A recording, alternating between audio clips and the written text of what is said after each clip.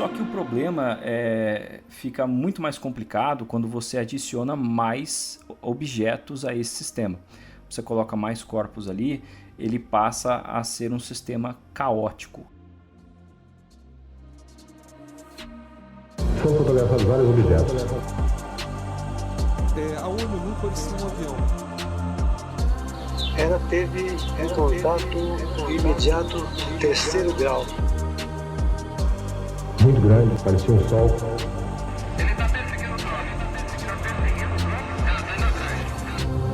A aeronáutica não divulga os resultados de suas investigações sobre objetos aéreos não identificados. Ela pegou e bateu assim no meu ombro, embaú, e seguiu o caminho. Contato.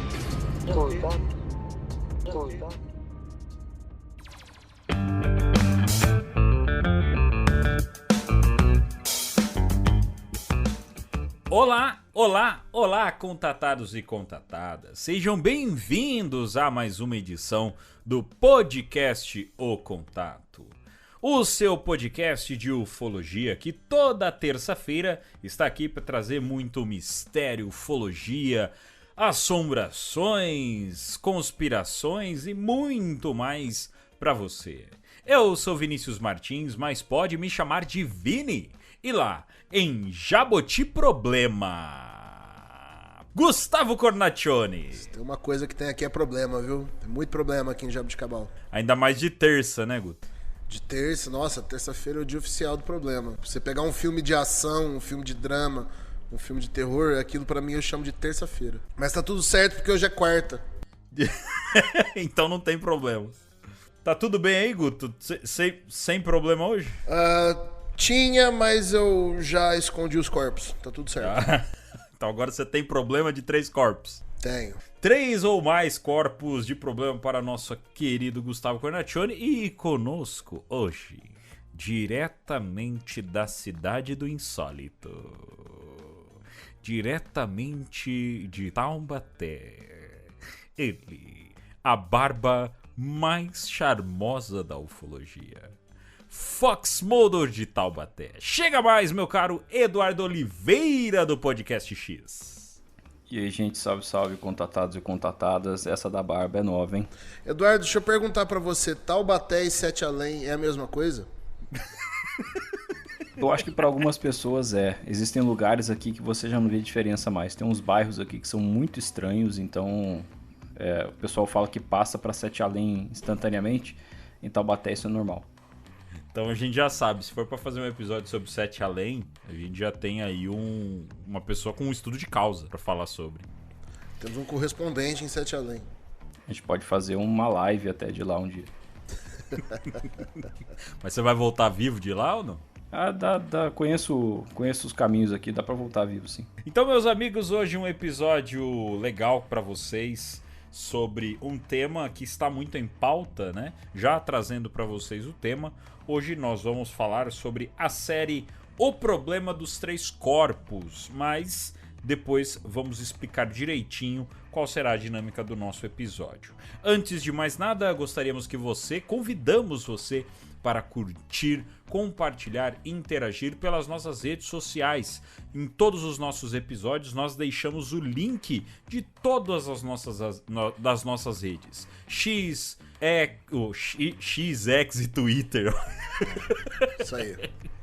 Muito bom, muito bem. Tá nas 3. As três. XX e Twitter pra você, Instagram, TikTok, YouTube. Nós convidamos especialmente para você que está nos ouvindo, seja por qualquer agregador de podcast que for, nos siga também no YouTube. Porque no YouTube a gente consegue ter uma forcinha um pouco mais, né? Tem toda a questão de poder chegar ali nas metas, para a gente poder conseguir evoluir ainda mais com o nosso projeto. Então vai lá no nosso YouTube, O Contato Podcast, se inscreve lá também, ativa o sininho, curte o episódio que você estiver ouvindo, para poder dar aquela força pra gente também.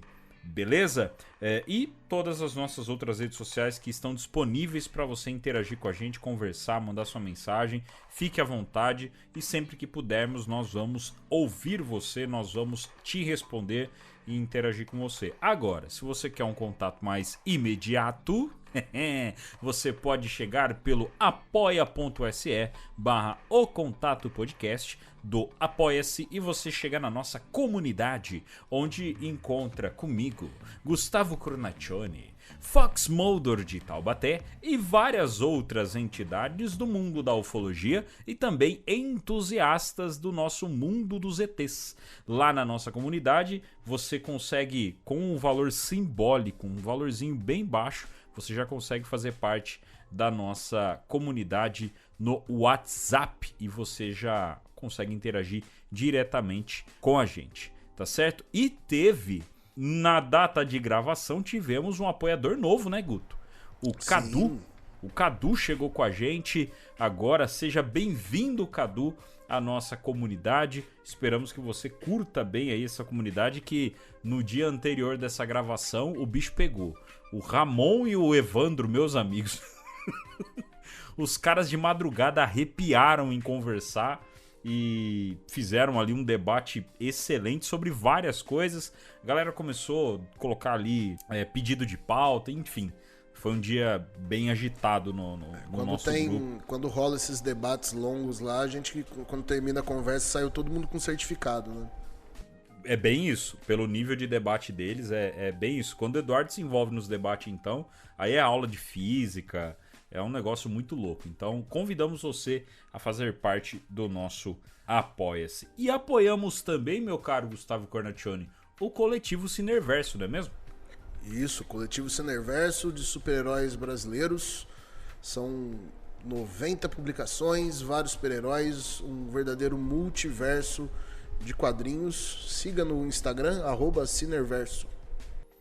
Temos também o apoio ao nosso amigo Carlos Alberto Machado no Cipex, né? O apoio direto nosso do Cipex. Como vocês bem sabem, eu e o Guto fazemos parte do Cipex, junto lá com Carlos Alberto Machado, Daniel Ribisso, Jackson Camargo e vários outros integrantes lá também. O Carlos Alberto Machado está com um projeto novo, que é o Caminhos do Insólito. Ele e a Kelly Machado estão fazendo aí esse trabalho que vai um pouco além da ufologia, beira ali uma questão mais de mistério, lugares diferentões, assim.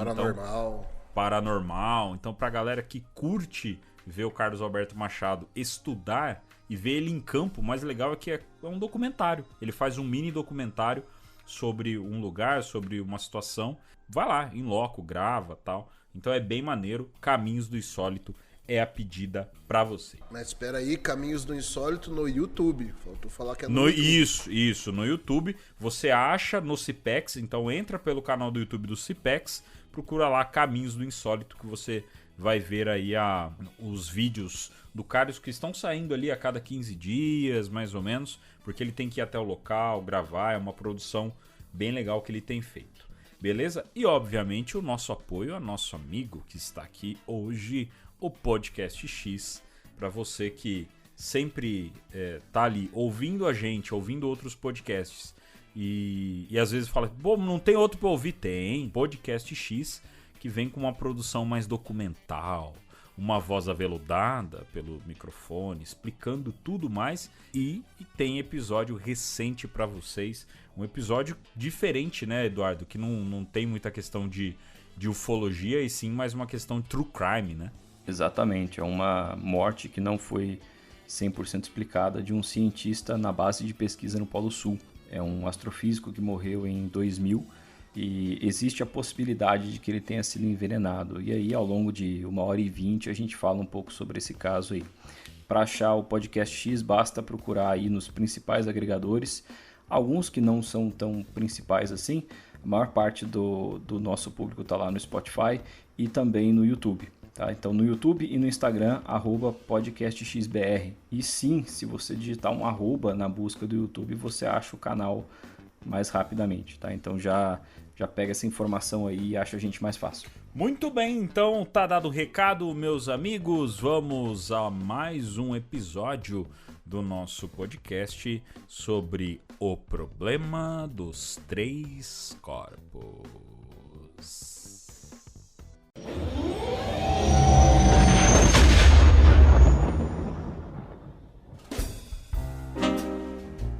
Recentemente, uma série da Netflix tem chamado muita atenção de quem acompanha ou não a ufologia. A série chama-se O Problema dos 3 Corpos, baseada num romance de ficção do autor chinês Liu Cixin, publicado originalmente em 2008. O livro rapidamente se tornou um fenômeno não apenas na China, mas também internacionalmente após sua tradução para o inglês em 2014.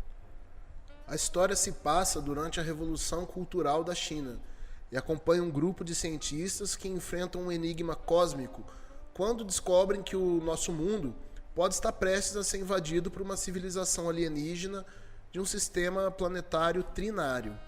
A trama é rica em detalhes científicos e explora conceitos complexos da física, como a teoria do caos e a mecânica quântica. E justamente por esses motivos, trouxemos Eduardo Oliveira para participar conosco. O livro é o primeiro volume de uma trilogia, seguido por A Floresta Sombria e O Fim da Morte, que continuam a explorar os temas introduzidos no primeiro volume e expandem o universo da história, e de forma ainda mais intrigante. A trilogia, como um todo, é considerada uma das mais importantes contribuições para a ficção científica contemporânea. Nossa intenção com esse episódio não é debater a qualidade de produção ou de roteiro da série ou dos livros, e sim buscar entender pontos que são apresentados principalmente na primeira temporada da série referente a questões filosóficas, físicas e principalmente ufológicas. Podemos, em alguns momentos, acabar mencionando partes da série, então provavelmente podemos acabar dando algum spoiler. Se você ainda não viu a série e não quer estragar a sua experiência, recomendamos que assista primeiro, depois volte aqui para ouvir nossa conversa. Muito bem, meus amigos, vamos lá. Nosso papo, como já avisamos, mais uma vez, então, se você não viu a série, provavelmente podemos chegar a ter algum spoiler aqui no episódio. Então, se você não viu a série e não quer tomar spoiler, pause neste momento, vá lá, assiste a série e depois você volta aqui para ouvir a nossa resenha. Bom, vamos começar o nosso papo com os tópicos que a série acaba abordando e vamos falar deles conforme a série também vem trazendo. Só de imediato, existe o livro e existe também uma série oriental que foi lançada praticamente ao mesmo tempo. Eu, particularmente, não li o livro, o Guto não leu. Eduardo chegou a ler o livro? Eu li partes, inteiro ainda não li não. Perfeitamente, mas o Eduardo viu a série em chinês e ela é mais fiel aos livros. Mas nós vamos nos basear na história da série americana, que saiu agora na Netflix, saiu agora no mês de março, né? No finalzinho do mês de março. E cada ponto que a gente for debatendo aqui, que são as várias teorias que são colocadas dentro da série, são de forma cronológica com o que acontece na série, tá? Então nós não vamos debater a questão de produção, não vamos entrar nesses méritos. Nós vamos no que permeia a ufologia. Tem várias outras coisas, se vocês procurarem no YouTube, tem vários outros vídeos sobre outras questões filosóficas da série que não tem nada a ver com a ufologia. Tá? O nosso ponto aqui é ir nos pontos que trazem sobre ufologia e física. Por isso que o Eduardo está aqui com a gente. Começando, toda a história, vamos dizer, na questão ufológica da série, se inicia pelo sinal WOW. Então eu queria, Eduardo, que você explicasse para o ouvinte o que foi esse tal desse sinal WOW. Bom, desde 1960 se conduz busca por sinais de rádio que podem ter sido feitos por seres inteligentes em outros lugares do universo. Então, da mesma forma que nós emitimos os nossos sinais de rádio, e aí, quando eu falo sinais de rádio, é tudo que a gente usa para se comunicar à distância por meio de ondas de rádio. Então, o próprio rádio, a televisão, comunicação aérea, comunicação com satélites, com sondas espaciais, tudo isso, se tiver potência suficiente, deixa o planeta, deixa o sistema solar e vai para o espaço interestelar. Então, se existem outras civilizações inteligentes, muito provavelmente elas também estão fazendo isso, e nós queremos ouvir esses sinais de rádio para saber que elas existem. Isso é feito desde o início dos anos 60. Inclusive, a gente vai falar mais tarde sobre o cientista que fez o primeiro tipo de busca sobre isso. Em 1977, em agosto de 77, havia uma pesquisa de radioastronomia que era feita na Universidade Estadual de Ohio pelo radiotelescópio Big Ear. Para quem procurar fotos desse radiotelescópio, você vai ver que ele é muito diferente do que geralmente se tem em antenas de radiotelescópios. Todo mundo pensa naquela antena parabólica, que tem uma base gigantesca, que tem ali liberdade nos 3 eixos para ela poder se direcionar para alguma região do céu. Esse telescópio não era assim. Ele parecia mais uma grade e ele era apontado conforme a Terra girava e aí o céu girava sobre esse radiotelescópio. Então a região do céu que estivesse acima dele era ali a região que ele iria pesquisar. E aí durante 72 segundos, em 15 de agosto de 77, ela recebeu um sinal que era muito forte. Não só ele era um sinal de rádio muito forte, mas ele era de uma faixa de frequência muito estreita, que é exatamente uma das principais características de sinais de rádio que nós acreditemos que seja inteligente. Então, um sinal de rádio artificial, ele vai ter uma faixa de frequência muito estreita, porque ele pode estar dividindo frequência com outras emissoras da mesma fonte. E ao contrário de sinais naturais, que não tem nenhuma limitação em faixa de frequência. Eles são bem espalhados, digamos assim, são bem distribuídos nas frequências de rádio. Isso acontece em todo o espectro eletromagnético, no rádio, nos raios gama, nos raios X, na luz visível, enfim. Essa frequência especificamente é justamente a frequência que é mais utilizada para busca por sinais de vida inteligente, que é o que se chama de frequência do hidrogênio neutro, que é de 1420 MHz, que é uma frequência que consegue atravessar as nuvens de hidrogênio que existem no espaço interestelar sem grandes problemas. Então, foi detectado esse sinal. No momento em que ele foi detectado, não havia ninguém na operação do telescópio, ele estava rodando de forma automática.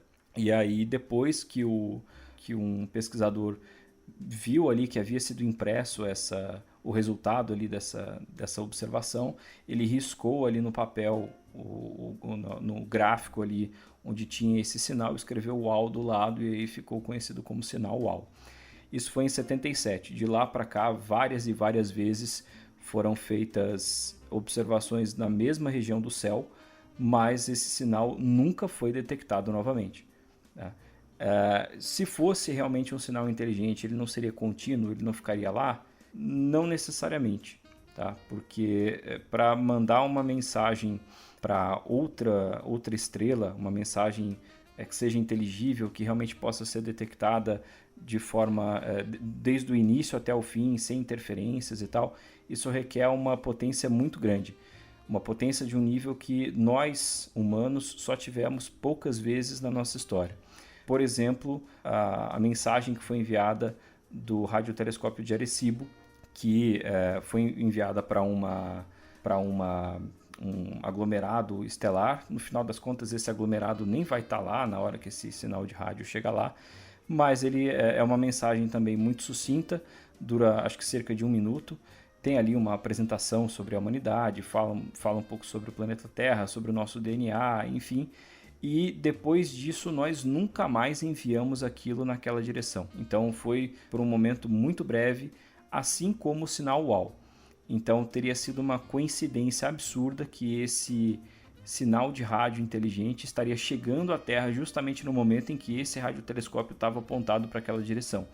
Mas é o mais próximo que a gente tem da detecção de um sinal de vida inteligente fora da Terra. Ainda bem que foram os americanos que acharam esse sinal e escreveram UAU, né? Que se fosse brasileiro ia ser o sinal carai.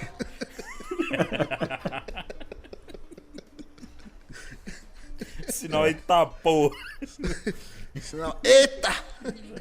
Sinal PQP. Isso, seria isso. Provavelmente seria isso. Eduardo, essa questão dos sinais de rádio pro espaço, assim, essa comunicação que a gente tem aqui na Terra, você falou, né? É um sinal muito forte que a gente mandou, assim, mas essa comunicação de rádio, de ondas que tem aqui na Terra, o que tem alguma coisa que vaza sem a nossa intenção? Tem, opa. Aquele filme Contato mostra justamente isso. A primeira transmissão de rádio que tinha potência suficiente para deixar a Terra era do Adolf Hitler. Então a primeira coisa que os alienígenas, né, no filme, a primeira coisa que os alienígenas viram da Terra foi um discurso do Adolf Hitler na abertura dos Jogos Olímpicos lá na Alemanha, se não me engano. E aí ele queria que o mundo inteiro assistisse pela televisão, né, na propaganda nazista ali e tal. Então ele garantiu recursos para que houvesse potência suficiente para que esse sinal atravessasse o mundo inteiro e, portanto, deixasse o planeta Terra. E aí, então, é um dos primeiros sinais que estão viajando, um dos primeiros sinais nossos, né, que estão viajando aí no espaço interestelar. A boa notícia é que quanto mais longe você está da fonte, mais fraco esse sinal fica. Então é mais difícil de detectar. Mas essa também, lógico, é uma má notícia, porque quanto mais longe, mais difícil a detecção. Mas pelo menos aí o sinal do Hitler está enfraquecendo na Via Láctea. Então, sim, existe potência para isso. O paradoxo de Fermi questiona por que em um universo tão vasto e antigo ainda não detectamos sinais de vida extraterrestre, apesar das muitas possibilidades de sua existência. Em suma, se existem tantas estrelas e planetas, onde estão as civilizações alienígenas? Esta contradição entre a alta probabilidade de vida extraterrestre e a ausência de evidências tangíveis é o cerne do paradoxo. Aqui, gente, a gente já está chegando numa parte da série onde falamos sobre o sinal OU, né? E até na série ele é falado, né? O paradoxo de Fermi ele é quase que explicado ali um pouquinho, mas com certeza o Eduardo consegue dar uma explicação mais contundente dele. Porém, a gente não vai entrar nos detalhes do paradoxo de Fermi e de outras teorias que tem aqui nesse episódio, que é um episódio, uma forma que a gente achou de falar desses temas sem ter que fazer um episódio específico deles. Porque existem outros podcasts, como a gente sempre acaba falando aqui, existem vários outros podcasts que possuem esses temas específicos, então que ficam ali uma hora e pouco debatendo só sobre esse tema, tá? Então o paradoxo de Fermi, por exemplo, tem podcast só falando sobre o paradoxo de Fermi e das outras teorias também, tá? Então a gente vai passar sobre cada um deles, falar um pouco sobre eles, mas se vocês quiserem saber um pouco mais, pode mandar mensagem pra gente ou dar uma pesquisada melhor na internet, vocês vão encontrar conteúdo mais completo ainda, né? Trazendo mais detalhe e tudo mais sobre eles. Eduardo, por favor. Bom, vamos lá. O Enrico Fermi foi um baita físico, foi um dos maiores físicos do século XX. Ele aparece lá no filme do Oppenheimer e ele liderou a construção do primeiro reator nuclear, então não era qualquer um. Em 1950, lá no laboratório de Los Alamos, onde eles faziam as armas nucleares, ele estava conversando com alguns colegas justamente a respeito da possibilidade de vida extraterrestre, porque havia um problema em Nova York, que algumas cestas de lixo na rua estavam desaparecendo, e aí teve um jornal que fez uma charge, colocou lá um disco voador pousado com os alienígenas levando latas de lixo para dentro da nave. E aí eles começaram brincaram com aquilo, começaram a realmente indagar a possibilidade de vida fora da Terra e chegaram a essa conclusão de que o universo é muito grande, muito velho e muito provavelmente existe vida inteligente à nossa volta. Essa vida ela é muito comum e todo mundo ficou se perguntando então se essa vida é comum, onde é que eles estão. E não existe uma resposta realmente para isso. Isso de fato é um paradoxo. Existem N explicações, como o Vini comentou, outras fontes aí podem trazer essas explicações mais detalhadas para vocês, mas só para a gente resumir, essas explicações vão desde o fato de que eles estavam errados e a vida inteligente na verdade não é tão comum assim, ou ao fato de que a vida a vida inteligente é sim muito comum, mas por algum motivo ela quer se esconder da gente. Então, eles não querem contato com a gente porque nós não somos avançados o suficiente, porque nós somos moralmente ainda muito imaturos, ou porque existe algum fator biológico aqui na Terra que impede que eles venham, ou simplesmente eles têm medo da gente, assim como nós teríamos dele, que é uma das coisas que a gente vai falar mais pra frente. Mas o paradoxo de Fermi é um dos pontos mais interessantes assim, de toda a parte mais filosófica que permeia também na astrobiologia, a respeito da vida inteligente fora da Terra. Se realmente eles existem dessa forma, por que é que nós não temos contato com ele? Ou, como eu coloquei numa apresentação recentemente, por que cientistas não fazem contato com essas civilizações inteligentes se elas são tão comuns? Porque dentro da ufologia, claro, a gente tem a premissa básica de que já existe esse contato, de alguma forma. De forma física ou de forma extrafísica, enfim. Mas cientificamente falando, não. Então o que acontece que esse contato não existe? Como o Eduardo disse, o paradoxo de Fermi, ele, como o próprio nome diz, né, Eduardo? Paradoxo, então é aquele negócio. Ele dá uma regra, mas ao mesmo tempo que ele dá uma regra, ele coloca um contraponto naquela regra que já gera um questionamento, né? Então a pergunta que permeia o paradoxo de Fermi é justamente essa. A chance da gente estar sozinho é muito pouca. Só que se a gente não está sozinho, por que a gente não vê ninguém, né? Por que a gente não teve contato até hoje? É um paradoxo que há muito tempo, né? Já existe há um bom tempo, mas ao mesmo tempo ele é bem contemporâneo, porque até hoje é a pergunta que a gente faz, né? Que a gente acaba fazendo essa questão do se tem, por que a gente ainda não encontrou? E se a gente e se não tem, como assim, né?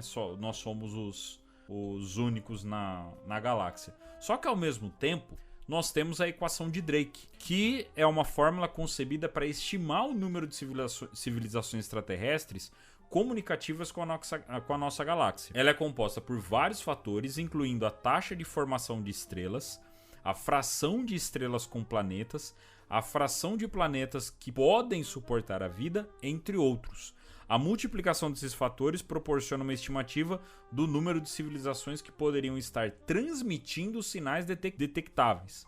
Embora a equação seja uma ferramenta útil para a reflexão, muitos dos seus termos são desconhecidos ou altamente especulativos, tornando-as mais uma expressão de nossa curiosidade do que uma solução definitiva para o enigma da vida extraterrestre. Então, a gente tem o paradoxo de Fermi, que fala dessa questão de que não estamos sozinhos, mas se estamos sozinhos, por que não contatamos ninguém?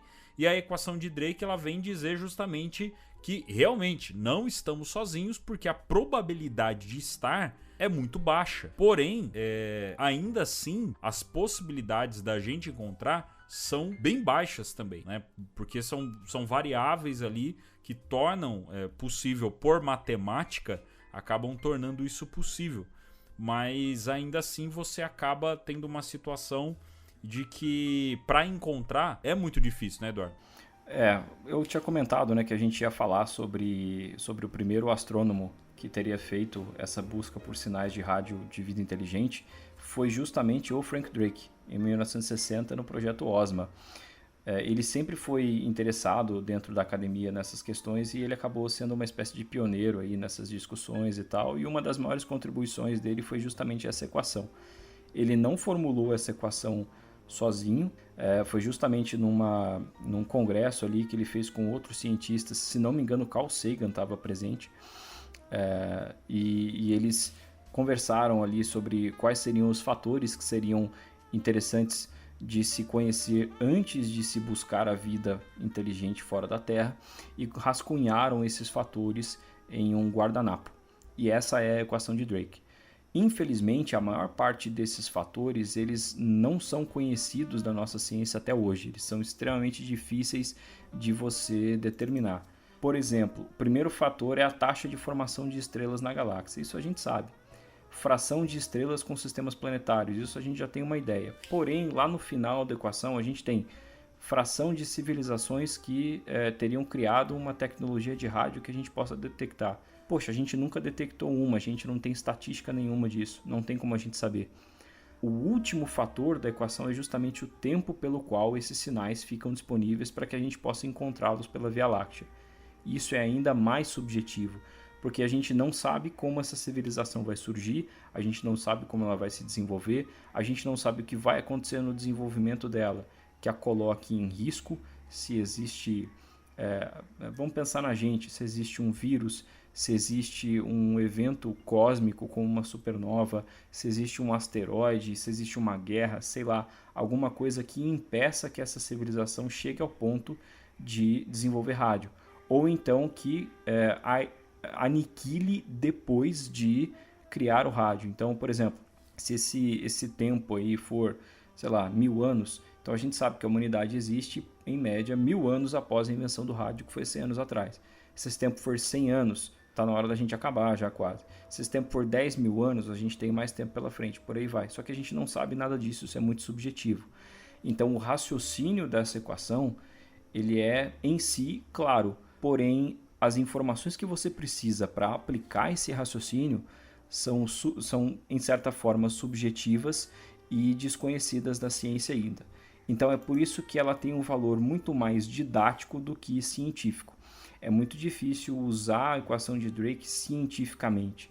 Tá? Ela é muito boa em aula, e aí eu falo por experiência própria. Inclusive, uma atividade que eu já fiz com alunos meus foi justamente deixar que eles pesquisassem esses fatores e estimassem por conta própria para a gente tentar descobrir quantas civilizações a gente teria na Via Láctea. E assim, em grupo ali eles chegam a 4 e a 8 milhões. Então é extremamente subjetivo. Uma questão que sempre passa na minha cabeça pensando nesse assunto é que, assim, o tempo, por exemplo, o tempo de existência do Homo sapiens é mais ou menos aí 130 mil anos, né? Que essa espécie Homo sapiens existe. E a gente já tem capacidade, teoricamente, de se aniquilar hoje em dia, né? 130 mil anos na história do universo não é nada, né? Eu tenho a impressão que, assim, a probabilidade de ter uma outra civilização no mesmo nível ou num nível um pouco acima do nosso, coexistindo ao mesmo tempo numa janela de tempo tão absurdamente grande, é muito baixa. Tô certo ou tô errado? Bom, é aquilo, os fatores que determinam isso, no final, eles são subjetivos e desconhecidos. Pode ser que seja muito baixa, pode ser que não seja. Agora, se não for tão baixa, isso dá mais validade para o paradoxo de Fermi. Poxa, se a vida inteligente é tão comum, cadê eles? Mas assim, por exemplo, muito baixa, a probabilidade de ser muito baixa, digamos assim, vai dar um número em percentual muito baixo. Mas agora, como a amostra, o universo é muito grande, mesmo que seja 0,001%, pode ser alguns milhares de civilizações que existam. Ainda seria um número grande. Ah, sim. Entendeu? Ah, sim. Nesse caso, sim. Lembrando que a equação de Drake, ela foca especificamente na Via Láctea. Tá? O que é uma questão de limitação também. Tem gente que não gosta da equação de Drake em termos de astrobiologia mesmo, porque acha que ela é muito restritiva. Na prática, isso não chega a ser diferença, porque a gente não tem como fazer pesquisa para fins de astrobiologia em outras galáxias ainda. Já é difícil fazer isso em algumas estrelas da nossa galáxia, que dirá em outras. Então, mesmo que essa fração seja baixa, a sua amostra ainda vai ser muito grande. Só que não significa necessariamente que obter essa amostra seja fácil, entendeu? Agora, tem o paradoxo de Fermi, né? Porque ele fala onde é que eles estão, né? Porque não tem sinais e tal. Mas a ufologia não é meio que uma resposta a isso aí também?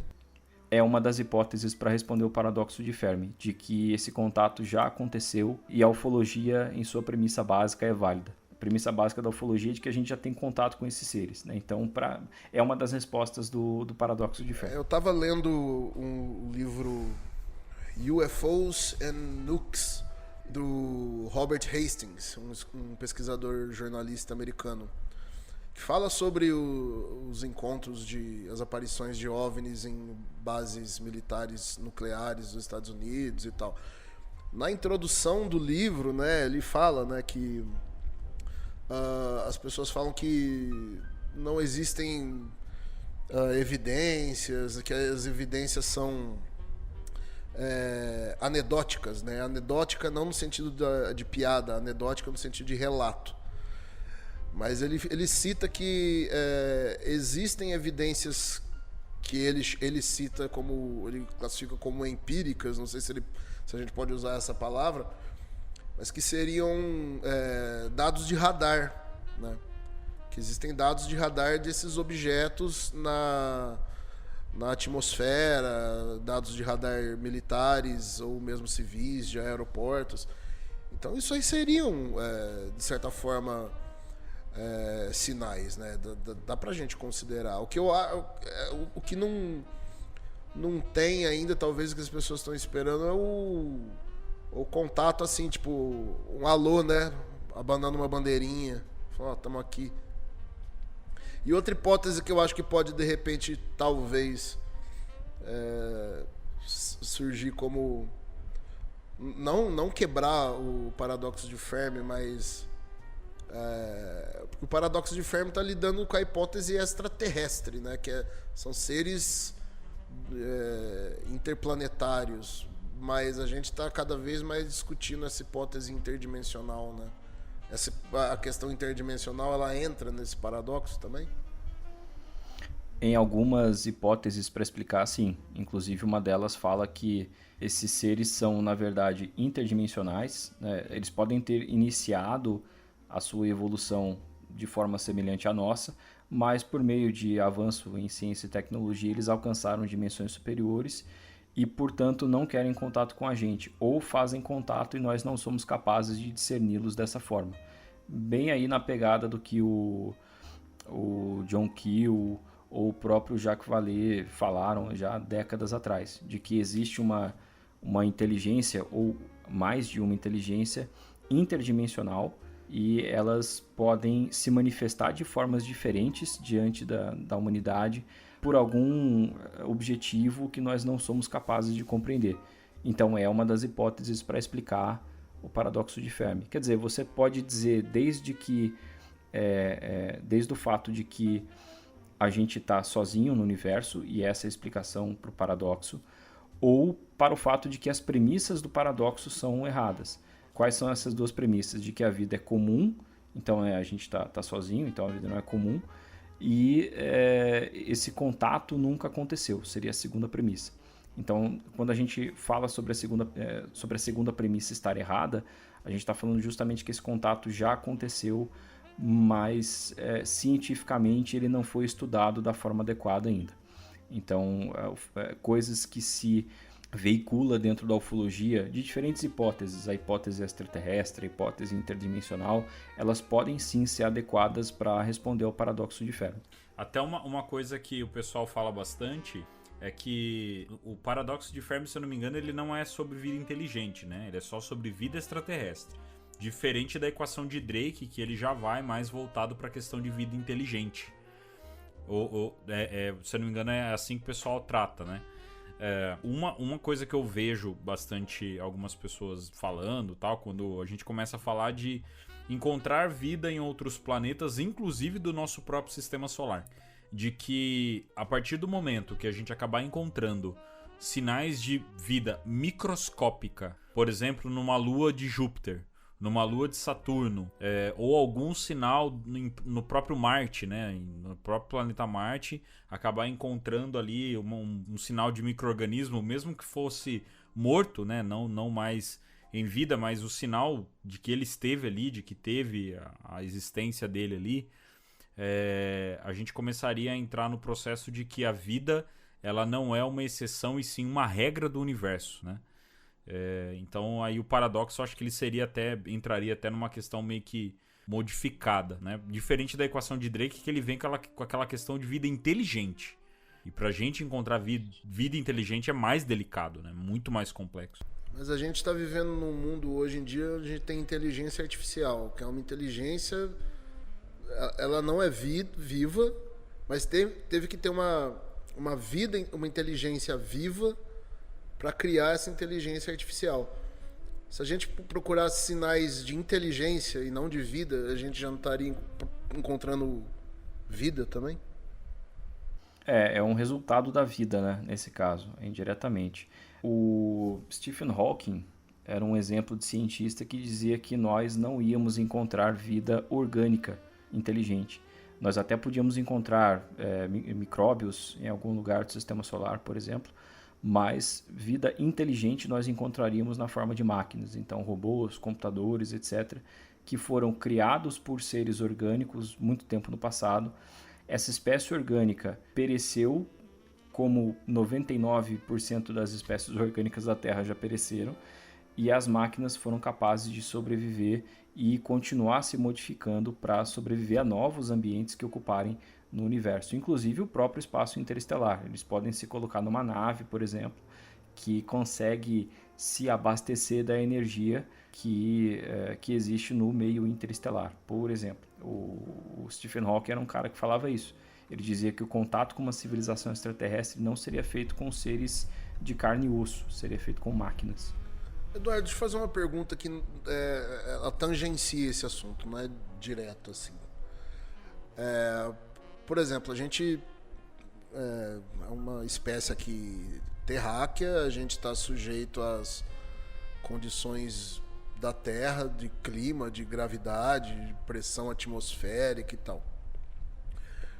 Essas condições climáticas, de gravidade e tudo mais, isso influencia no desenvolvimento do nosso corpo também, não influencia?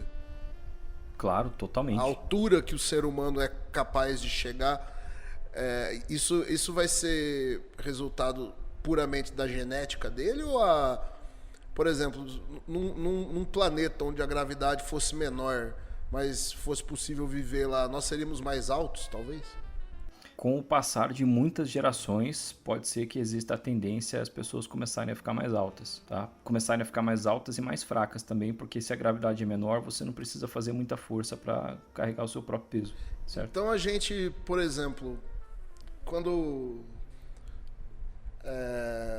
raças humanoides muito parecidas com a gente, não apenas na estrutura corporal de braços, de membros, tronco, cabeça, mas de altura também, isso ainda é muito pouco provável. Não teria que ser um lugar com as semelhanças muito parecidas com a nossa? Sim, e é um dos maiores fatores que se diz dentro da ciência contra a ufologia. Então, quando existe um relato de um caso ufológico em que existem seres humanos, não pessoas propriamente ditas, mas seres que são interdimensionais ou extraterrestres, enfim, seres ufológicos, vamos dizer assim, e eles têm a aparência perfeitamente humana, como existem N casos por aí. É extremamente improvável que isso seja verdade, porque para que a forma humana tenha aparecido exatamente do mesmo jeito em outro lugar do universo, é altamente, assim, é ridiculamente improvável. E aí existe toda uma gama de tipologias, né, desses seres, e aí você tem desde aquele que é uma cópia exata do ser humano até algo que é irreconhecível. Você tem robôs, você tem luzes que já falaram telepaticamente com pessoas em casos ufológicos. E aí, assim, isso para mim é o mais bizarro, tá? Porque a partir do momento que ela se comunica com essa pessoa, eu entendo que ela é um ser inteligente. Então, esse seria o mais diferente que eu já vi nesses relatos. Não estou dizendo que eu acredito ou que eu não acredito, estou dizendo que do que foi relatado e eu li é o que está lá. Mas quanto mais bizarro, menos improvável. Porque a chance de que a mesma coisa tenha acontecido em outro lugar do universo é cada vez menor, entendeu? Existem alguns livros e documentários também do Discovery Channel e da própria Netflix que falam sobre como a vida poderia ter se desenvolvido em outros planetas, e de forma física mesmo, qual seria a aparência física desses seres, no caso de seres inteligentes, quais seriam os hábitos, como poderiam ser os traços culturais desses seres. Um deles é o Alien Planet, de 2004, eu acho. Nossa, esse filme já é velho. Do Discovery Channel, está disponível no YouTube. E tem uma série, eu acho que se chama Planetas Alienígenas, da Netflix, tá? Eu vou só confirmar, depois eu dou um alô para vocês. Alien Planet é aquela que é como se fossem duas sondas que vão para um planeta, é uma animação? Isso. É fantástico. Eu vi, eu acho que foi Uma das primeiras produções que eu vi, assim, do Discovery Channel, que me chamou a atenção sobre isso. É muito bem produzido, é fantástico, assim, é algo que eu queria até assistir de novo. Se eu achasse um link, alguma coisa pra eu assistir de novo, eu gostaria. Tem comentário de Stephen Hawking no meio da série e tal. E é bem produzido, é bem legal, porque são 2 sondas. Se eu não me engano, é Isaac e Leo o nome das sondas. E uma vai atrás de vida inteligente, né? E a outra vai atrás de da vida orgânica. E assim, eles não vão tentar encontrar. Eles já sabem que o planeta tem. É muito da hora. Então, pra publicação do episódio, de repente, se a gente encontrar alguma coisa sobre esse documentário aí, a gente coloca junto do episódio, porque vale a pena, é muito legal o documentário.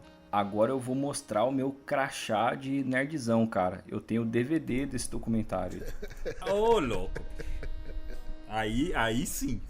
Aí você comprovou que nerd mesmo. Nerd mesmo. E a série da Netflix que eu tinha comentado é Mundos Alienígenas, tá?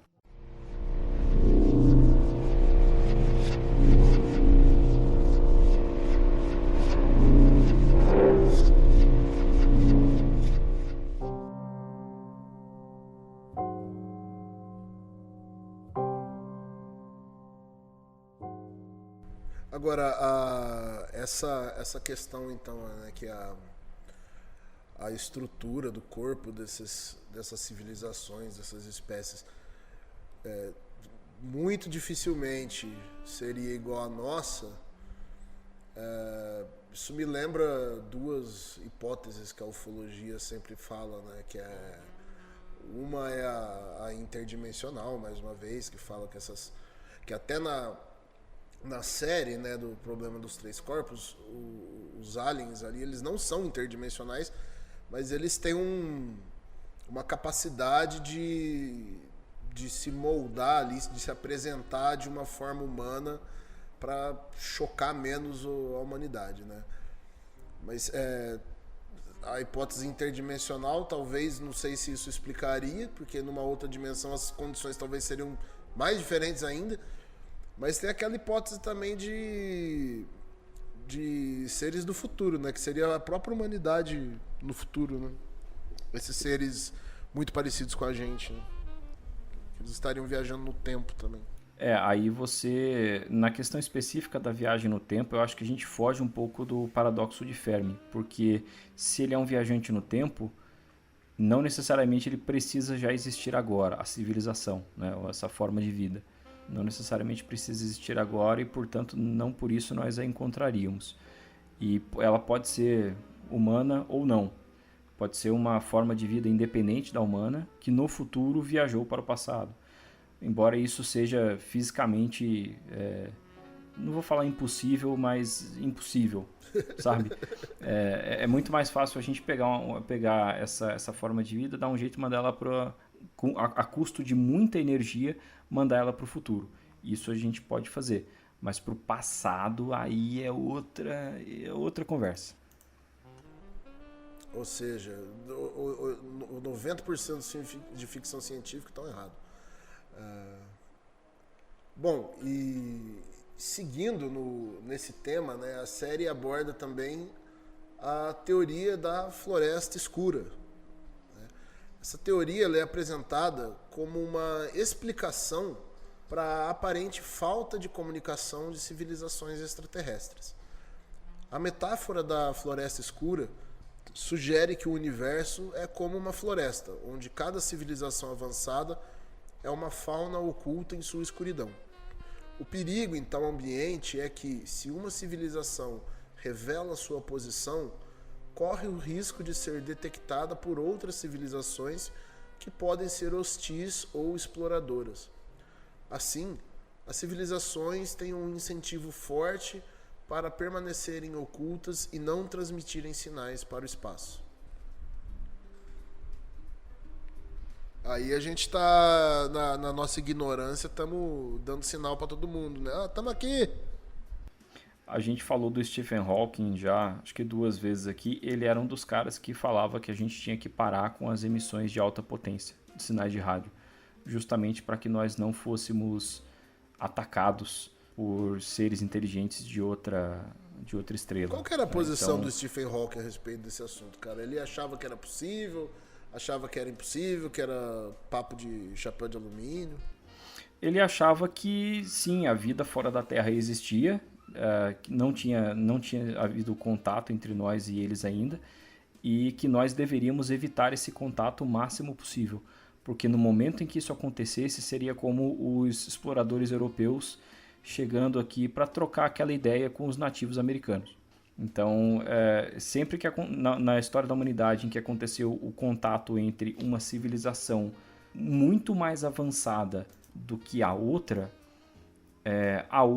acabou de alguma forma muito violenta. Foi assim. de arrasta. Foi de arrasta. Se você pensar na colonização das Américas, por exemplo, a partir ali do final do século XV, aqui a gente conhece bem essa história. A colonização da África, e não faz tanto tempo assim essa questão da colonização da África, porque na África a era colonial acabou agora no século XX. Então até o século XX, países ali como a França tinham colônias na África e eles subjugavam culturalmente as populações desses Até países. a década de 60 ainda estava tendo guerra colonial lá, né? Europeus encontraram povos do Pacífico nos séculos XIX, XVIII, também dizimaram populações de algumas ilhas lá, enfim. Ô Eduardo, e você, referente a essa questão da teoria da Floresta Negra? Como que você vê isso? Existe uma pessoa que está entrando na sua casa sem te avisar, sem pedir licença. O que você acha que ela vai fazer? Provavelmente coisa boa, não é? Entendeu? Eu penso mais ou menos por aí. Você até pode achar que existe alguma forma de vida aí fora que seja benéfica para nós, que realmente queira ter uma relação que seja voltada para o crescimento científico das duas, para o crescimento cultural das duas, com o intercâmbio de cultura e de alguns valores morais, talvez, enfim, esse contato realmente inteligente. O que não é de todo impossível, já que, teoricamente, existem várias formas de vida inteligente pelo universo. Então, a gente não pode generalizar e falar que todas vão ser predadoras ou que todas vão ser benéficas, mas algumas certamente serão predadoras. Agora, aquele que não tem nenhuma intenção hostil, quando quer ir à sua casa, ele não chega sem avisar, ele não entra sem pedir licença, entendeu? Então eu acho que a hipótese da floresta sombria, para mim, no meu raciocínio, é a que melhor explica o paradoxo de Fermi, porque ela mantém tanto o fato de que a vida inteligente é comum, como sustenta o fato de que esse contato não acontece. Então eles não vão tentar entrar em contato com outras civilizações porque têm medo de que podem ser atacados. E nós também deveríamos parar de tentar fazer contato para não arriscarmos ser atacados também. Como que surgiu essa teoria? Quem que surgiu com ela? Cara, eu acho que ela foi proposta já décadas seguintes, assim. É claro que ela ficou muito mais famosa depois da publicação do livro chinês, né? Ainda mais agora com a tradução para o inglês. Mas ela já era discutida, eu lembro que nos anos 90 tinha cientistas que já discutiam a respeito disso. Então não é nenhuma grande novidade assim. Foi desenvolvida... Se popularizou agora, mas... eu acho que ela se popularizou mais agora até por conta da série. Foi desenvolvida uma disciplina especulativa, tá, a respeito desses aspectos do relacionamento entre civilizações no cosmos. Só que é claro que ela é especulativa porque a gente nunca entrou em contato oficialmente, cientificamente falando. Tipo uma exopolítica. Como se fosse uma exopolítica, mas eles deram o nome de sociologia cósmica. Por quê? Porque aí você traz os aspectos da sociologia, que é uma ciência humana muito bem estabelecida, para o contexto cósmico. Então a gente leva em conta duas coisas principais. Primeiro, que as leis da natureza elas são universais. As mesmas leis da física e da química que a gente tem aqui na Terra, uma outra civilização que se desenvolva, sabe-se lá onde, vai ter. E ela vai explorar o universo, vai descobrir as mesmas coisas que a gente. Esse é o primeiro pressuposto. O segundo, a diversidade cultural e tecnológica. Então a nossa cultura aqui na Terra ela é extremamente variada. É claro que eu poderia dar vários exemplos de povos pelo planeta Terra, mas basta você olhar para o próprio Brasil. O próprio Brasil, que é um país gigantesco, tem uma diversidade cultural absurda. Se você pegar uma área que tenha uma extensão semelhante, sei lá, a Europa, você tem também uma diversidade cultural muito grande. No próprio planeta Terra, essa diversidade é muito maior, que dirá no universo. E aí existem, isso nos leva aí a alguns pressupostos básicos. O primeiro, o objetivo de toda a civilização é se expandir. Toda a civilização humana que já existiu aqui na Terra, ela buscou se expandir. Fosse em termos de território, fosse em termos de população, em termos de recurso, de conhecimento ou tudo isso. Todas as civilizações que nós tivemos buscaram essa expansão. Só que o universo possui recursos limitados. A partir do momento em que aquela civilização ela se desenvolvia, crescia numericamente, ela precisava também se expandir, ela precisava conquistar novos territórios. E aí havia o choque civilizacional com uma outra população. A gente já falou de alguns exemplos, né, de europeus e africanos, europeus e nativos americanos, enfim, mas existe um exemplo talvez mais amplo que foi o Neandertal e o Cro-Magnon. Tem gente que acha que a gente descende dos Neandertais. Não, a gente descende dos Cro-Magnons. E essas duas espécies humanas, elas se encontraram no Paleolítico e os Cro-Magnons extinguiram os Neandertais. Inclusive por meio do consumo da carne mesmo. Eles matavam os Neandertais e comiam. Aquela imagem tradicional que existe, né, que simboliza a evolução do homem, né, tem um homem macaco, aí depois tem o outro tipo de homo, aí vai indo até chegar no Homo sapiens. Aquilo dá uma falsa ideia, né? Porque eram espécies diferentes que coexistiram até, né? Sim, e também reforça um pouco a ideia de que o homem veio do macaco, sabe? Que não é verdade. Eu vejo algumas pessoas às vezes falando que, poxa, se o homem veio do macaco, por que o macaco ainda existe e tal? E nossa, cara, para você chegar no ponto de poder debater a evolução, você precisa entender muita coisa ainda. Então, tem outra camisa que mostra uma árvore evolutiva, e aí você tem todos os ramos, né, conhecidos ali de espécies humanas que já existiram, e esses ramos eles vão sumindo à medida em que a árvore vai subindo. Essa camisa eu acho mais interessante, entendeu? Porque primeiro mostra que o macaco moderno existe junto com o homem lá, né, e o homem na verdade é um tipo de macaco. E já foram extintas várias outras espécies, enfim. Realmente é uma simplificação muito grande, é uma noção falsa. Mais desinforma do que ajuda, né? Pode mais desinformar do que educar as pessoas, infelizmente isso é verdade. Mas a questão da floresta escura, e aí a gente começa porque a gente foi trazendo as teorias da série, as teorias que a série foi colocando pra gente, principalmente a teoria da floresta escura. Inclusive tem um capítulo, né? Teoricamente a próxima temporada da série, se tiver próxima temporada, porque tem uns debates rolando por aí, mas a próxima temporada da série provavelmente seria Floresta Escura, né?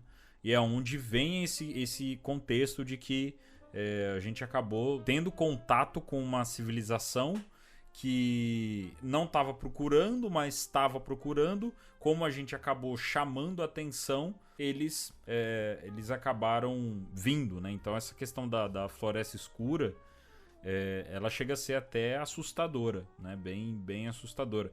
No Brasil, se eu não me engano, a teoria da floresta escura acabou ganhando uma força maior. Não foi nem pelo livro, porque o livro acho que ele ganhou força aqui no Brasil depois da série agora. Que as pessoas estão falando desse livro, né? Agora talvez em outros países o livro se difundiu mais do que aqui no Brasil. Agora as pessoas estão falando mais. Agora, a teoria da floresta escura, ela ganhou uma força muito grande depois daquele canal Ciência Todo Dia fazer um vídeo sobre. Eu não lembro se foi um vídeo ou uma participação que foi em um dos podcasts. Não, tem um vídeo. Tem um vídeo, né, sobre a floresta escura. E aí, isso um monte de gente compartilhou, tal. Eu tomei conhecimento da teoria da floresta escura por esse vídeo também. E aí, depois que você vê a teoria, começa a fazer muito sentido. O duro é quando a gente entra no assunto que a gente vem trazendo nos últimos episódios e tudo mais, de que na verdade não é outra civilização de outro planeta, e sim uma civilização de outra dimensão que já está aqui perto. Mas isso é papo para outro assunto. Depois de tudo isso definido, né, na série do Problema dos Três Corpos, nós temos uma raça, os San-Ti. Na história, eles vivem em um planeta que habita um sistema trissolariano, ou seja, com 3 sóis. E isso traz uma série de complicações para a raça em questão. Então, eu queria pedir para o Eduardo explicar para a gente como funciona essa questão do problema dos 3 corpos na série. Bom, o problema de 3 corpos é uma representação de um problema maior, que é o problema de N corpos. E aí N é um número inteiro maior do que 2. Então pode ser 3, 4, 5, 1 milhão de corpos, enfim. Vamos pensar numa analogia mais simples, um problema com 2 corpos. Você tem a Terra girando em torno da Lua. Pelas leis de Kepler e um pouco de física newtoniana, a gente consegue descrever bem o movimento da Lua ao redor da Terra. Na verdade, dos 2, né, ao redor do centro de massa comum desse sistema.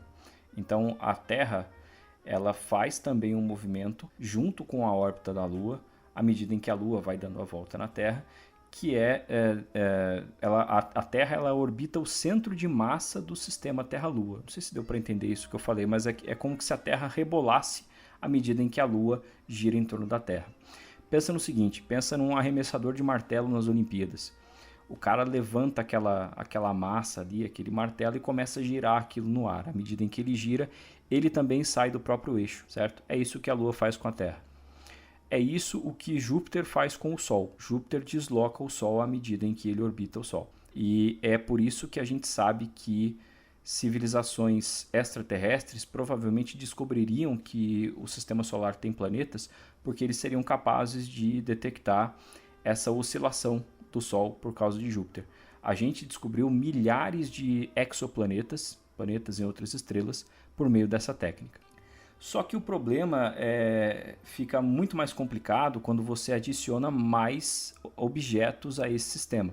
Você coloca mais corpos ali, ele passa a ser um sistema caótico. O que é um sistema caótico? É o contrário de um sistema harmônico. Num sistema harmônico, você consegue prever bem os estados desse sistema, e aí o estado do sistema é a posição e a velocidade desses corpos a qualquer momento.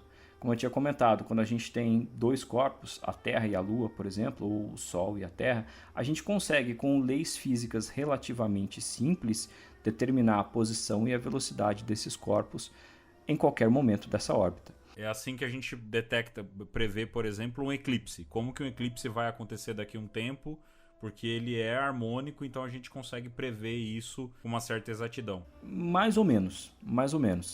O eclipse ele é um fenômeno que acontece dentro de um sistema muito simples. É uma forma da gente dizer isso. Agora, pensa num planeta que tem várias luas. Pensa, sei lá, em Júpiter, que tem dezenas de luas. Como é que você vai fazer para prever um eclipse? É muito mais difícil, não é?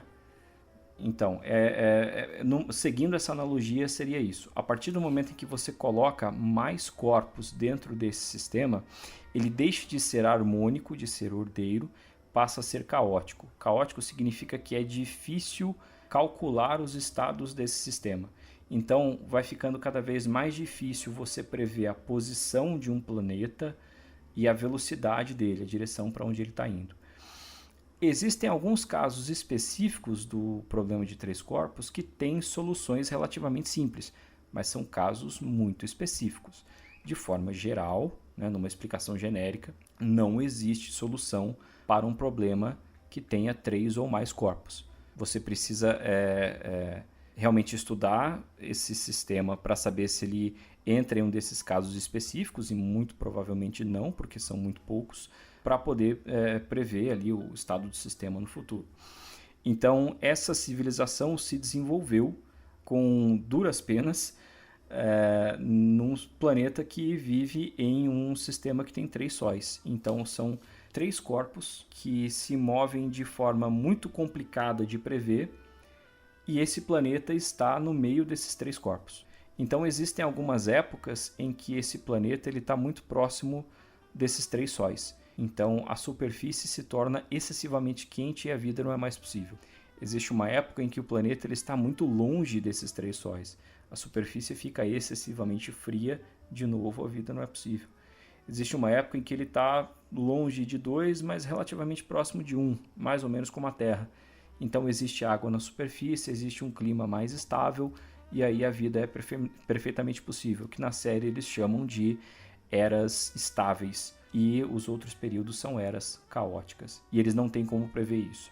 Todo o poder intelectual dessa civilização se desenvolveu a fim de prever os estados do sistema de 3 corpos, porque esse é o sistema no qual eles vivem. Se eles não resolverem esse exercício de física, a civilização não vai para frente.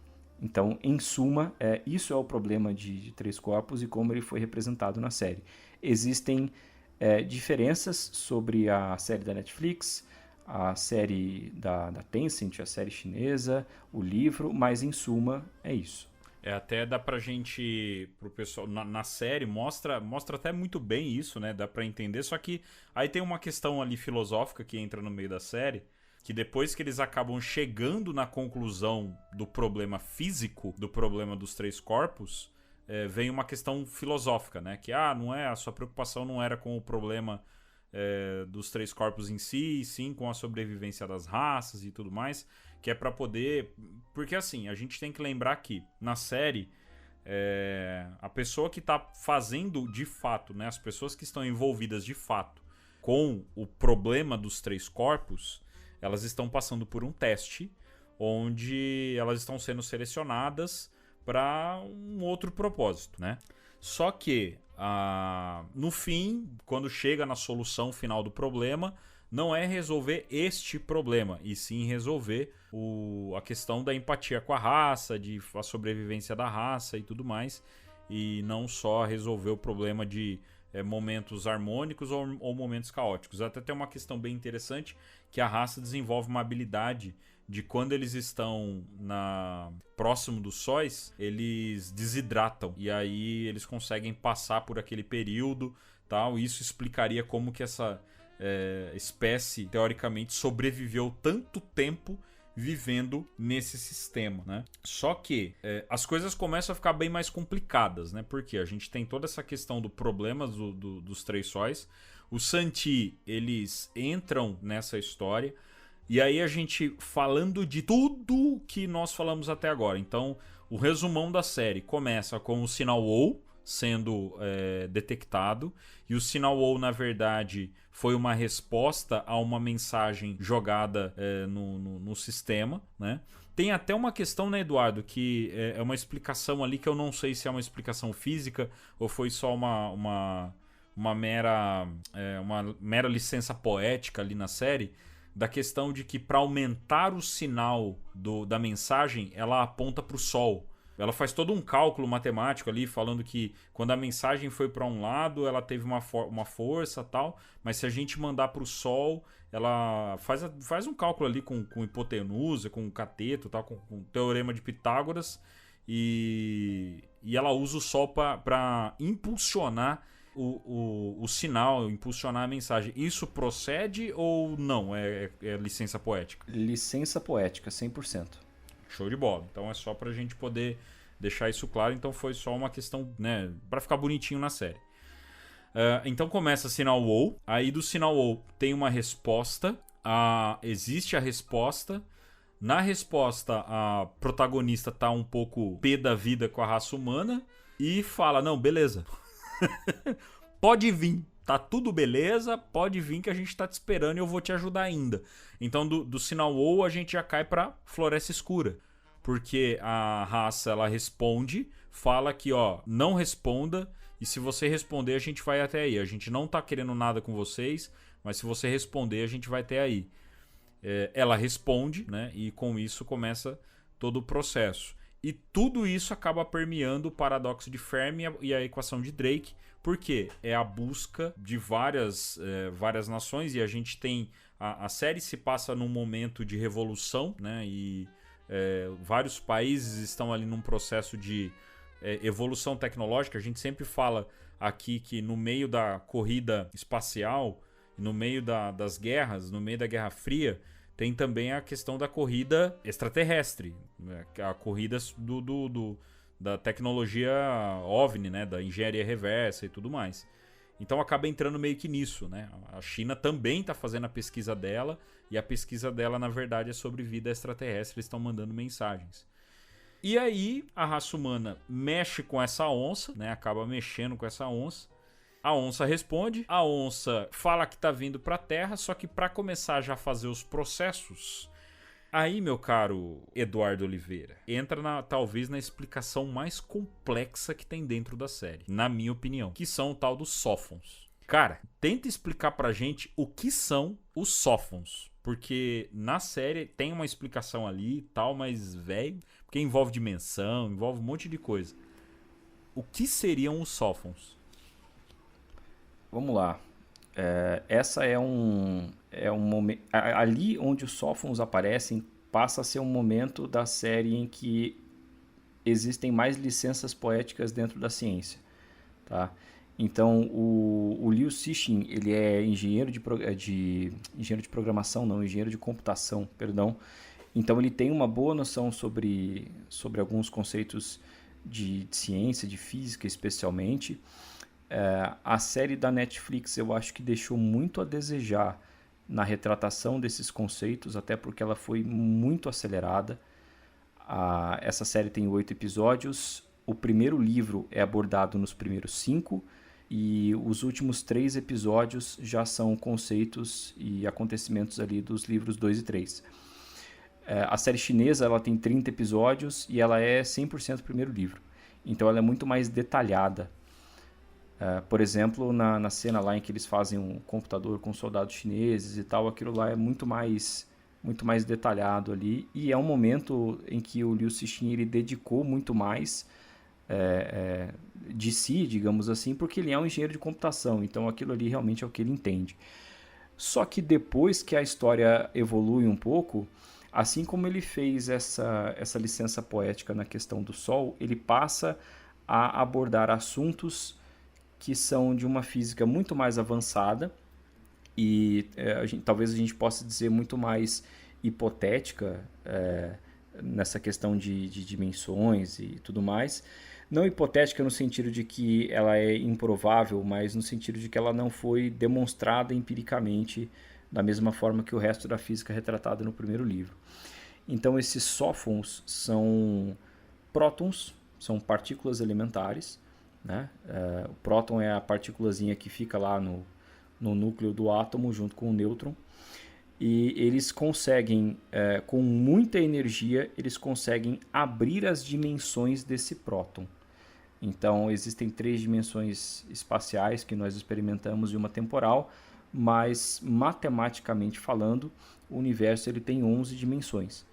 A teoria da relatividade e a física quântica, enfim, outros tópicos avançados de física moderna tratam o universo como tendo 11 dimensões. E eles conseguem abrir o conteúdo desse próton nessas dimensões extras nas nossas 3 dimensões espaciais, e aí ele vai ficando muito maior. Isso aconteceria exatamente dessa forma? Muito provavelmente não. Mas eles pegam esse objeto muito, muito, muito, muito pequenininho, abrem ele de forma que ele fica muito maior, modificam esse objeto, então eles imprimem circuitos nele ali e tal, transformam aquele objeto num computador, depois reduzem aquele objeto de volta ao tamanho original, portanto ele volta até a massa de um próton também, e aí disparam ele na velocidade da luz para o nosso sistema solar. E aí eles produzem pares desses objetos que estão ligados quanticamente, que é um outro conceito também de física moderna que ele aplicou ali. Embora o livro seja o problema de 3 corpos, que é um problema de física clássica, que teve origem lá na Idade Média, ele já trouxe muita coisa da física do século XIX e XX também. Então eles ligam quanticamente esses 2 prótons, de forma que Tudo o que um experimenta pode ser detectado no outro instantaneamente, sem precisar esperar um sinal de rádio viajar por 4 anos até chegar àquele planeta. Né? Aquela estrela fica a cerca de 4 anos-luz da Terra. Então, a comunicação entre a Terra e o planeta deles é instantânea. Porém, só eles detêm o controle disso. Quer dizer, não vamos dar muito spoiler da série, mas isso é uma coisa que eles fizeram, não fomos nós. Isso até não fica muito claro na série, né? Como que a comunicação é tão rápida, né? É praticamente instantânea, né? Eles não explicam isso exatamente, mas tem a explicação dos Sophons, né? Então a gente acaba meio que subentendendo, mas esperamos que numa próxima temporada isso acabe sendo explicado também. Mas a série, realmente, quando começa a chegar naquela parte dos Sophons, as coisas começam a sair do conceito da física e da ufologia conforme a gente conhece. Só que aí... Ali vai virando mais fantasia. Isso, vira mais fantasia. Só que aí a gente entra com outro ponto.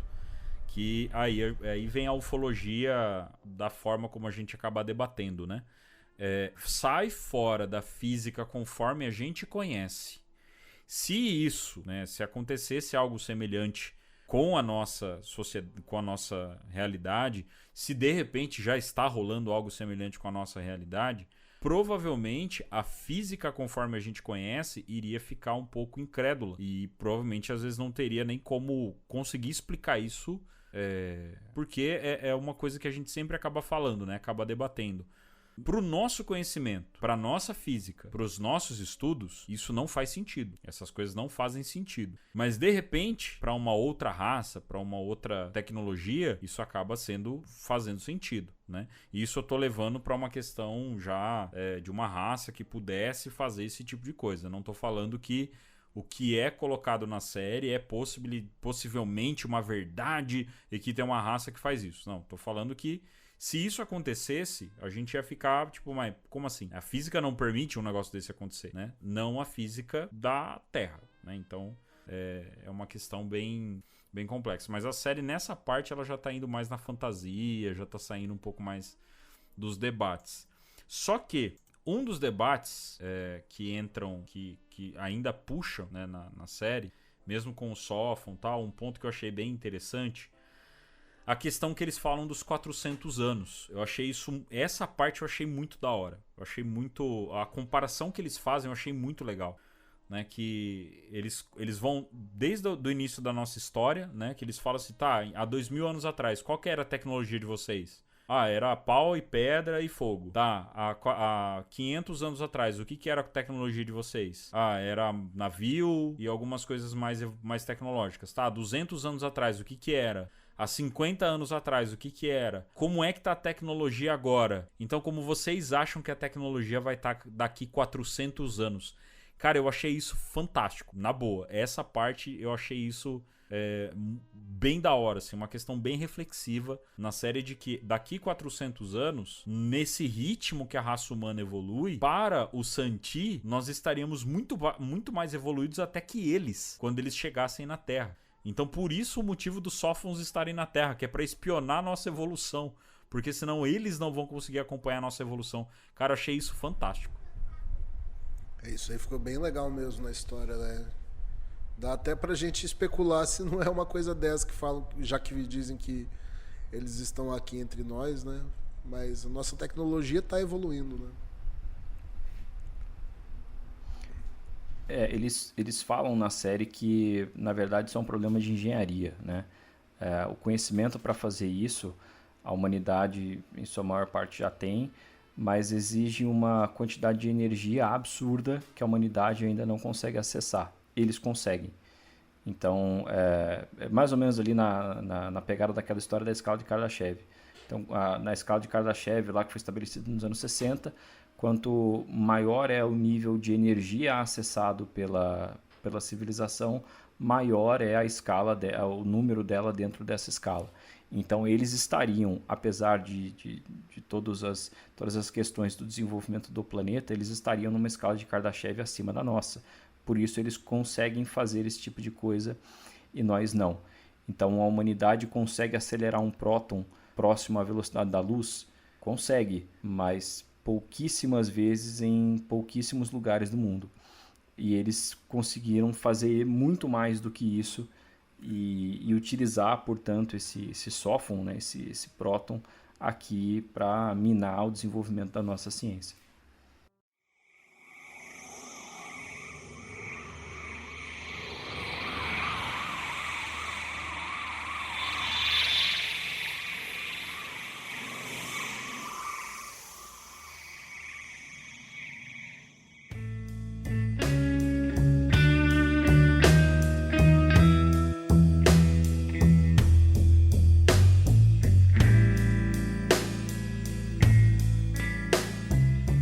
Muito bem, meus amigos ouvintes do podcast O Contato, esse foi o episódio sobre o problema dos 3 corpos. Se você veio com a expectativa de um episódio onde nós falaríamos sobre a série, teorizaríamos sobre a série, sobre o que vai acontecer com cada personagem, desculpa, nós não somos um canal de conteúdo sobre séries e teorias de séries. Não.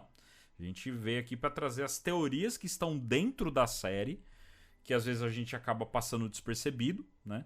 Algumas explicações sobre fatos que são trazidos pela série. Então, o Sinal O, por exemplo, eles trazem na série, explicam até onde que foi, a história de Los Alamos e tudo mais, referente ao paradoxo de Fermi e tudo mais. E isso a gente quis trazer para vocês, né? E trazer uns outros pontos também que a série chama a nossa atenção. Então, se atendemos à sua expectativa, bem. Se não atendemos ao que você estava esperando, desculpa, mas esse é o nosso podcast. Vocês sabem, né? Para quem já é ouvinte há muito tempo, sabe qual é o nosso papo, tá? Então, depois, se você quiser debater sobre a série e outros pontos, tem o nosso Apoia-se, entra lá no grupo aí, a gente pode falar da série. A gente não quis ficar debatendo também muito da série, pra não ficar dando muito spoiler. Já soltamos algumas coisas aqui, mas a gente não quis ficar dando spoiler no meio do episódio, até porque não é nossa intenção, tá? Gostaria, meu caro Eduardo Oliveira, que o senhor, como de praxe, desse o seu recado final sobre as suas redes sociais, sobre os seus projetos, para todo mundo te seguir e te acompanhar, porque é sempre bom lembrar. Bom, para começar a fechar, obrigado mais uma vez pelo convite. É sempre muito legal estar aqui trocando essa ideia com vocês. Gente, grupo de apoiadores, tá? Todo esse papo que a gente teve aqui hoje, a gente já falou um pouquinho disso em outras situações lá no grupo de WhatsApp dos apoiadores, inclusive até com alguns spoilers de algumas coisas do livro que tem a ver com um pouco da ciência que a gente falou aqui hoje, alguns dos conceitos que se usa dentro da ufologia também. Então, se você puder dar esse apoio para o projeto do podcast O Contato, você vai poder participar também desse grupo e ter acesso a outros materiais, enfim, e garanto para vocês que vai valer muito a pena. Podcast X nos melhores e também alguns dos piores agregadores aí, no Instagram e no YouTube, Podcast XBR, e também o meu canal de divulgação científica ligado à astronomia e astronáutica, @blog do astrônomo, lá no Instagram. Valeu, gente. Obrigado. Meu caro Gustavo Cornaccioni, considerações finais? Queria dizer que eu considero o Eduardo pra caramba também. Considero essa série muito boa também. Pô, tamo junto, Guto. É que você não viu a chinesa. Agradecer mais uma vez ao nosso Fox Mulder de Taubaté. Tá aí batendo cartão, né? Já no podcast Contato. Membro oficial já, né? Igual a gente falou, tem que pagar a conta, já tem que começar a pagar boleto pra gente. Agradecer mais uma vez a participação do Edu aí, todo mundo que tá acompanhando o nosso trabalho, a galera que tá chegando no Apoia-se, nas redes sociais. E é isso, gente. Sejam bem-vindos e muito obrigado. Obrigado, Vini, também. Muito bem, meus amigos, esperamos que vocês tenham gostado desse episódio e nos encontramos na semana que vem em mais um episódio do O Contato Podcast.